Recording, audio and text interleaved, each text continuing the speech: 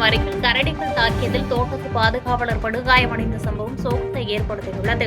தேனி மாவட்டம் கூடலூரில் உள்ள தொட்டிப்பாலம் அருகில் தனியாருக்கு சொந்தமான உலகமரத்தோப்பில் இரவு நேர காவல் பணியில் கோபால் என்பவர் ஈடுபட்டிருந்த போது தோட்டத்திற்குள் நுழைந்த 2 கரடிகள் அவரை கொடூரமாக தாக்கியது. இதில் முகம் மற்றும் கை, கழுத்து பகுதியில் படுகாயமடைந்த கோபாலை உறவினர்கள் மீட்டு மருத்துவமனையில் சிகிச்சைக்காக சேர்த்தனர். இதனால் அச்சமடைந்துள்ள பொதுமக்கள் வனப்பகுதி எல்லையில் இரவு நேர ரோந்து பணி மேற்கொள்ள வேண்டும் என வனத்துறையினருக்கு கோரிக்கை விடுத்துள்ளனர்.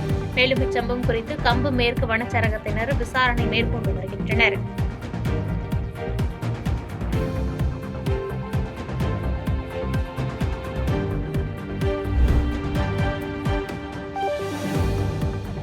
தந்தை பெரியார் குறித்த சீமானின் விமர்சனங்களுக்கு தற்போது பதிலளிக்க விரும்பவில்லை என அமைச்சர் முத்துசாமி தெரிவித்துள்ளார்.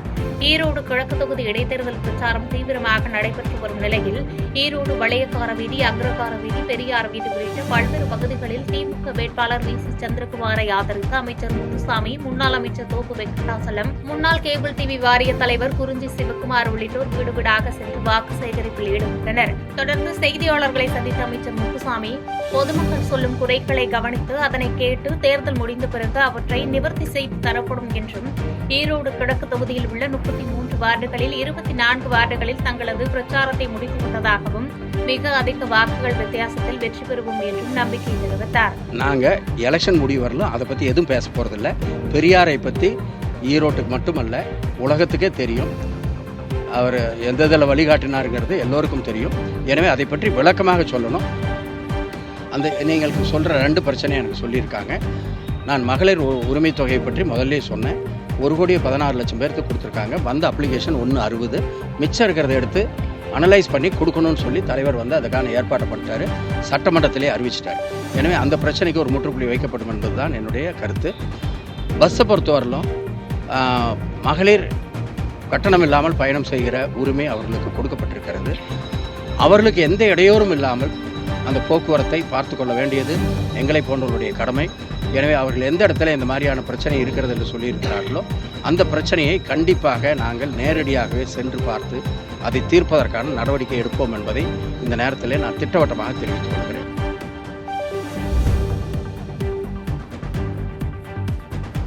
வடலூர் வள்ளலார் சத்திய ஞான சபை வளாகத்தில் உள்ள கழிவறையில் வெளியேற்றப்படும் கழிவுநீரால் நோய் தொற்று பரவும் அபாயம் ஏற்பட்டுள்ளது. கடலூர் மாவட்டம் வடலூரில் வள்ளலார் நிறுவிய சக்தி ஞான சபை வளாகத்தில் உள்ள பொதுமக்கள் பயன்படுத்தும் கழிவறைகள் அனைத்தும் முறையான பராமரிப்பின்றி கழிவுநீர் தேங்கி கடும் துர்நாற்றம் வீசுகிறது. இதனால் நோய் தொற்று பரவும் அவலநிலை தொடர்வதோடு சபை வளாகத்தில் உள்ள மரங்கள் வெட்டப்பட்டுள்ளதால் சன்மார்க்க அன்பர்கள் அதிர்ச்சியடைந்துள்ளனர். ஜோதி தரிசன விழாவை காண பெருந்திரளான கூட்டம் வள்ளலார் சபை திடலில் கூடும் நிலையில் அங்குள்ள கழிவறைகளை முறையாக சுத்தம் செய்து பராமரிக்க வேண்டும் என்று சமூக ஆர்வலர்கள் மற்றும் பொதுமக்கள் கோரிக்கை விடுத்துள்ளனர்.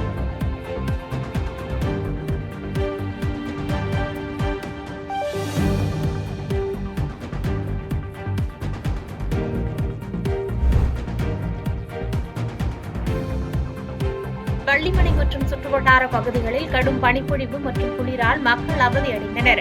வேலூர் மாவட்டத்தின் காட்பாடி, வள்ளிமலை, பொன்னை போன்ற சுற்றுவட்டார பகுதிகளில் கடும் பனிப்பொழிவு காணப்பட்டது.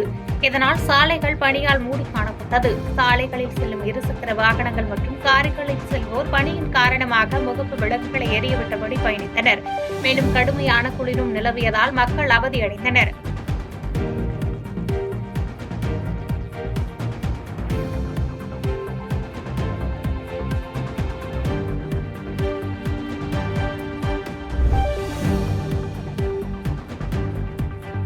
முதுமலை புலிகள் காப்பக உள்மண்டலம் மற்றும் வெளிமண்டல வனப்பகுதிகளில் அக்னி மலர்கள் பூத்து குலுங்குவது சுற்றுலா பயணிகளை வெகுவாக கவர்ந்து வருகிறது.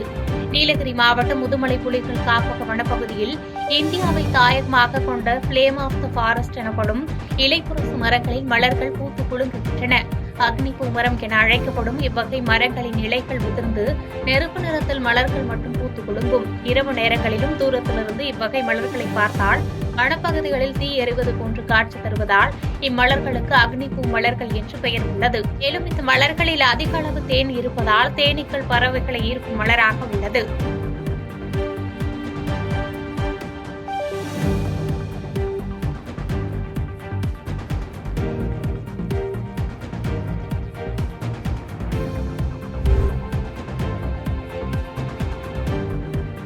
ஈரோடு ஈரோடு கிழக்கு சட்டமன்ற தொகுதிக்கு உட்பட்ட பகுதிகளில் வீடு வீடாக சென்று பூத் ஸ்லிப் வழங்கும் பணி தொடங்கி தீவிரமாக நடைபெற்றது.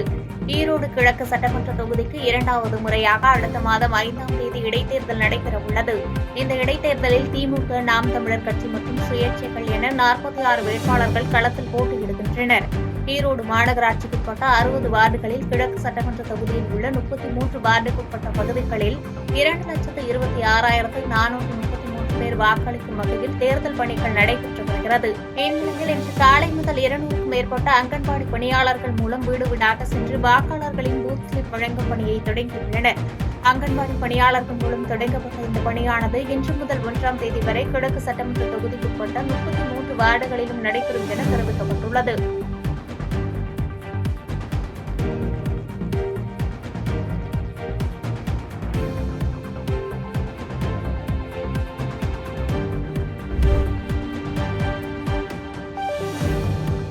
காஞ்சிபுரத்தில் பள்ளியில் நூற்றாண்டு விழா கொண்டாட்டத்தில் கலந்து கொள்ள ஆட்சியர் மற்றும் சட்டமன்ற உறுப்பினரை பள்ளி மாணவர்கள் மற்றும் பெற்றோர்கள் மேலதாளம் முழங்க அழைத்து வந்தது நெகிழ்ச்சியை ஏற்படுத்தியது.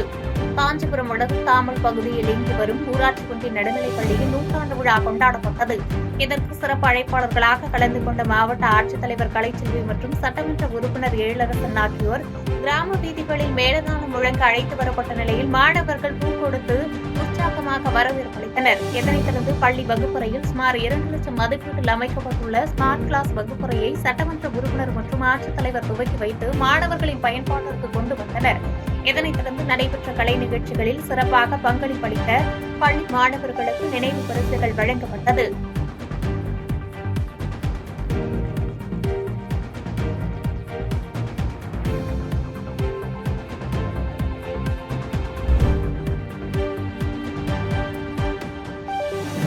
மைசூர் தேசிய நெடுஞ்சாலையில் வாகன ஓட்டிகளை அச்சுறுத்திய ஒற்றை காட்டு யானையால் பரபரப்பு நிலவியது. நீலகிரி மாவட்டம் முதுமலை புலிகள் காப்பகத்தை ஒட்டியுள்ள பந்திப்பூர் பகுதி கூடலூரிலிருந்து மைசூர் செல்லும் சாலையில் ஒற்றை காட்டு யானை ஒன்று உலா வருகிறது. மேலும் அப்பகுதியில் செல்லும் வாகனங்களை வழிமறித்து அச்சுறுத்தலை ஏற்படுத்தி வருகிறது. குறிப்பாக வாகனங்களில் பயணிப்போர் யானை மீது பெரும்பால் தாக்குதலை நடத்துவதும் வாகன ஓட்டிகள் பாதுகாப்பின்றி செல்வதும் அரங்கேறி வருகிறது. இந்த நிலையில் சாலையில் உலா வரும் யானையை அடர்ந்த வனப்பகுதிக்குள் விரட்ட வேண்டும் என்று கோரிக்கை எழுந்துள்ளது.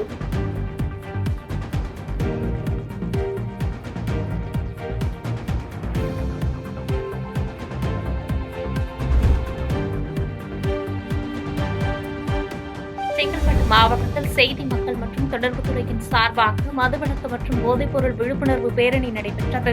செங்கல்பட்டு மாவட்ட ஆட்சித்தலைவர் அலுவலக வளாகத்தில் மதுவிலக்கு குறித்த பேரணியை மாவட்ட ஆட்சித்தலைவர் அருண்ராஜ் கொடியசைத்து துவக்கி வைத்தார். இதில் மது அருந்துதலுக்கு எதிராகவும் மது அருந்துவிட்டு வாகனம் ஓட்டுவதற்கு எதிராகவும் விழிப்புணர்வு ஏற்படுத்தும் வகையில் செங்கல்பட்டு மாவட்டத்தில் உள்ள 4 பள்ளிகளைச் சேர்ந்த பள்ளி மாணவ மாணவிகள் பதாகைகளை ஏந்திக் கொண்டு பேரணியில் கலந்து கொண்டனர்.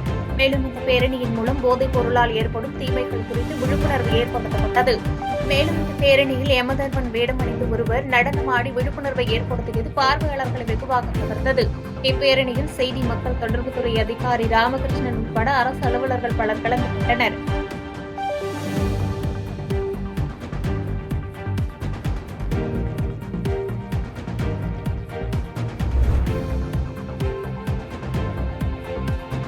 சேந்தமங்கலம் அருகே ரயில் மோதி ஒருவர் உயிரிழந்த சம்பவம் சோகத்தை ஏற்படுத்தியுள்ளது. ராணிப்பேட்டை மாவட்டம் நெமிலி அடுத்த வடகண்டிகை பகுதியைச் சேர்ந்தவர் பாஸ்கரன் சேந்தமங்கலம் பகுதியில் தள்ளுவண்டியில் டிபன் கடை நடத்தியுள்ளார். இந்நிலையில் அவர் சேந்தமங்கலம் அருகே இயற்கை உவாதை கழித்து ரயில் தண்டவாளத்தை கடந்துள்ளார். அப்போது அவ்வழியாக வந்த சரக்கு ரயில் மோதியதில் உடல் நசுங்கி அவர் சம்பவ இடத்திலேயே உயிரிழந்தார்.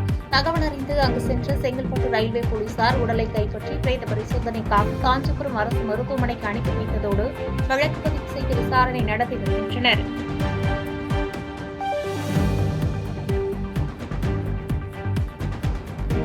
பாதகம் செய்பவரை கண்டால் நாம் பயம் கொள்ளலாகாது பாப்பா. மோதி மிதித்துவிடு பாப்பா, அவர் முகத்தில் உமிழ்ந்துவிடு பாப்பா. அண்மை செய்திகளை உடனுக்குடன் தெரிந்து கொள்ள இணைந்திருங்கள் எம் நாடு தொலைக்காட்சியுடன்.